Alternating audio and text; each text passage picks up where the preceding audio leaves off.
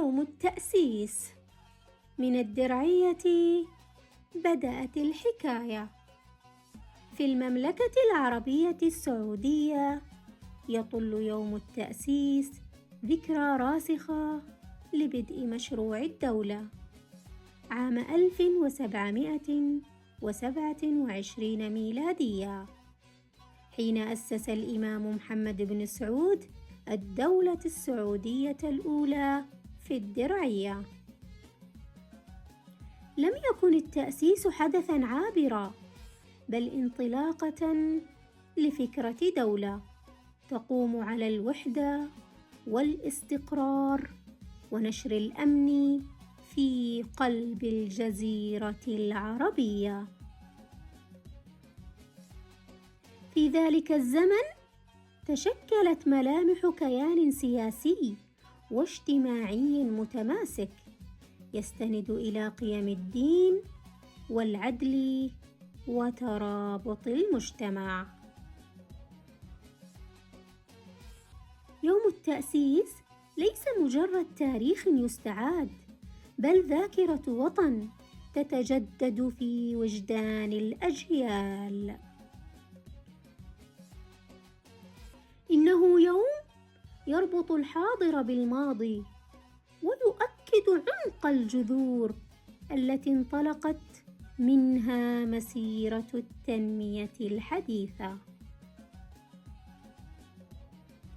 كما يعكس هذا اليوم اعتزاز السعوديين بهويتهم الثقافية وتراثهم الأصيل الذي ما زال حاضراً في العمارة والزي وفي العادات والتقاليد.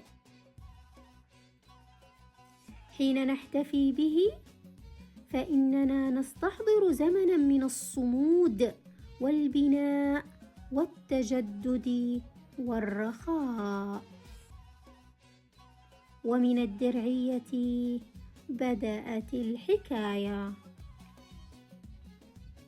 وها هي اليوم أصبحت رمزاً حضارياً ومعلماً ثقافياً ووجهة سياحية يفد إليها العالم من كل مكان. عندما نحتفي بهذا اليوم فإن احتفاءنا به يجسد رسالة وفاء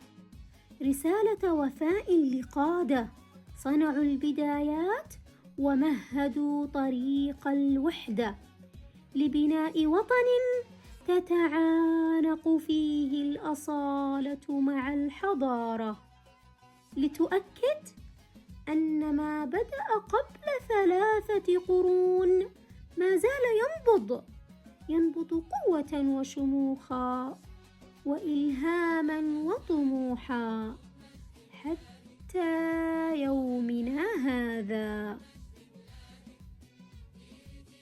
من الدرعية بدأت الحكاية،